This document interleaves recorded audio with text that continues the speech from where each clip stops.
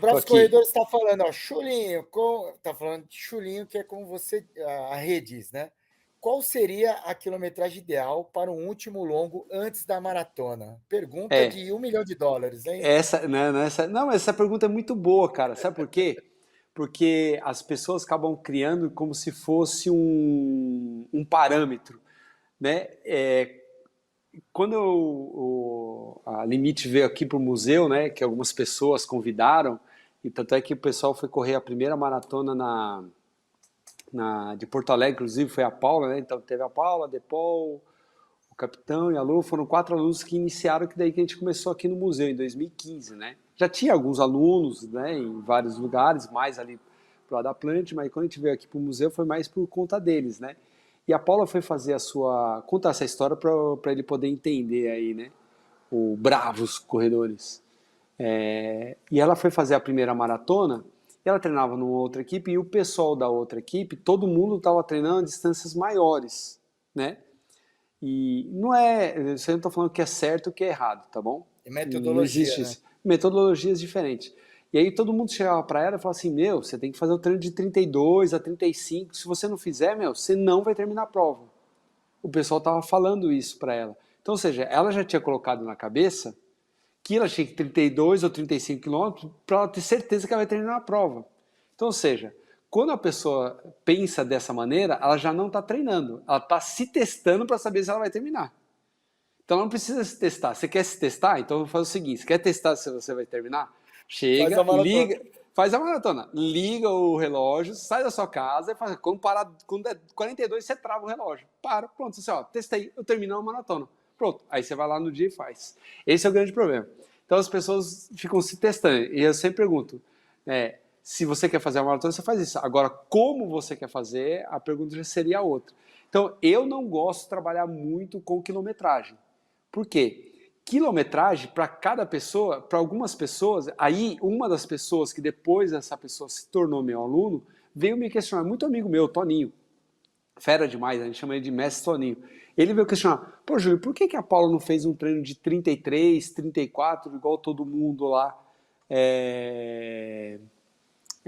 para a prova, né? Por que ela fez uma distância maior? Ela fez 26 quilômetros e fez a maratona. Por quê?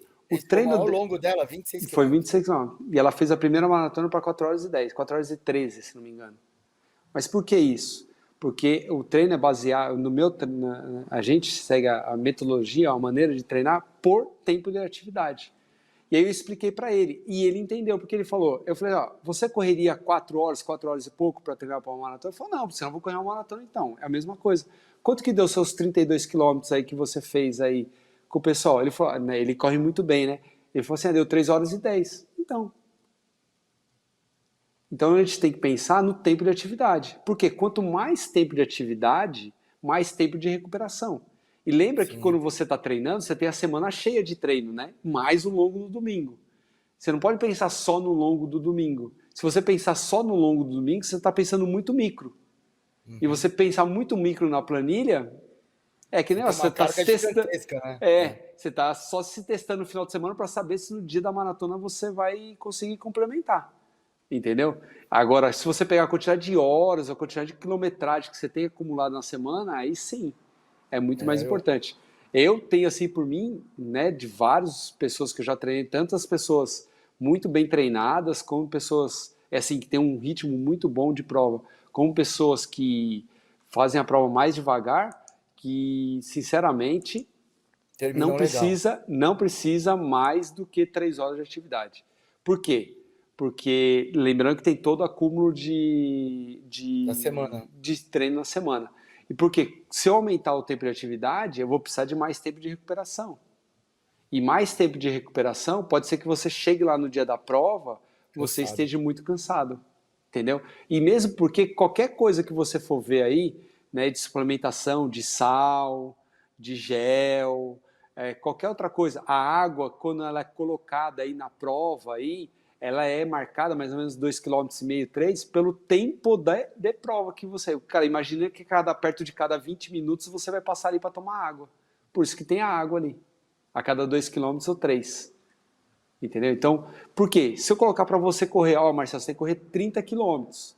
e você correr numa região que tem muita subida e descida, pode ser que esses 30 quilômetros dê 3 horas e meia, 4 horas de treino. Se você correr lá no Ibirapuera, pode ser que dê 2 horas e Se 50. você correr num dia de calor, num Um dia dia de de frio, calor, dia de já frio. Então, muda ou seja, também. não vai ser o mesmo treino pela distância, né? Então, eu prefiro colocar como tempo de atividade. Agora, se eu colocar para você correr 3 horas, seu corpo fez 3 horas de atividade, Sim. que foi o mais importante. Agora, o que você pode fazer é fazer esse treino mais próximo do percurso da onde você vai fazer a prova, que para isso que serve o simulado. Então, ou seja, a gente vai fazer lá na USP, que é praticamente plana, que é uma coisa bem parecida que a gente vai encontrar lá em Porto Alegre. Porto Se, Alegre. por exemplo, o PH, que tem a São Paulo City, a gente fez todo um trabalho para ele ganhar ritmo até agora. E aí, os próximos longos que ele começar a fazer, já pedi para ele não fazer, que ele estava fazendo aqui Nazaré, Ricardo Jafé, lugares muito mais planos, né, digamos assim, né, com pouca variação. Mas era o objetivo esse. Agora o próximo objetivo, ele vai começar a fazer os longos com muito mais variação de altimetria e virando, esquina, porque é o que ele vai encontrar lá na Encontrar na Maratona de City. São Paulo, na City Marathon, entendeu? Aí você pode fazer isso. Eu fui fazer a maratona lá em Miami em fevereiro, os meus longos eu procurei fazer no Ibirapuera, porque a prova era vai e vem, era beira-mar e plano, era vai e vem. Então eu procurei fazer meus treinos mais longos num lugar que ia dar muito mais passado, não ter que ficar brecando, parando, sobe, desce, calçada tal. Por quê? Para ser mais específico daquilo que você vai fazer. Então o que eu posso aconselhar a você é não correr mais do que 3 horas e fazer esse treino mais longo, mais próximo do que você vai encontrar no percurso lá. Alguns atletas que já correm mais rápido, eu não coloco 3 horas para eles, não tem necessidade. Até menos. Até menos. Porque senão, de repente, eu coloco 3 horas lá, o cara vai bater O cara 40 faz quilômetros. 42. Já fez um. Mas são casos e casos, né? Por exemplo, tem Sim. um outro aluno, Christian, que vai fazer lá também. Eu coloquei 3 horas para fazer, porque ele está indo muito bem até a meia maratona. Então eu procurei passar treinos mais longos e fazer ele fazer o treino mais devagar, para justamente, mais devagar assim, do ritmo dele, um pouquinho mais Sim, devagar. Até sim. meio devagar não Uhum. é muito mais devagar. Uhum. Para justamente ele ensinar o corpo dele, ou ele se adaptar, aprender a trabalhar com mais tempo de atividade. Boa. Entendeu? Porque ele não estava conseguindo fazer isso. Alguns treinos longos ele estava, depois de 2 horas e pouco, ele não estava se sentindo muito bem. Não estava segurando, né?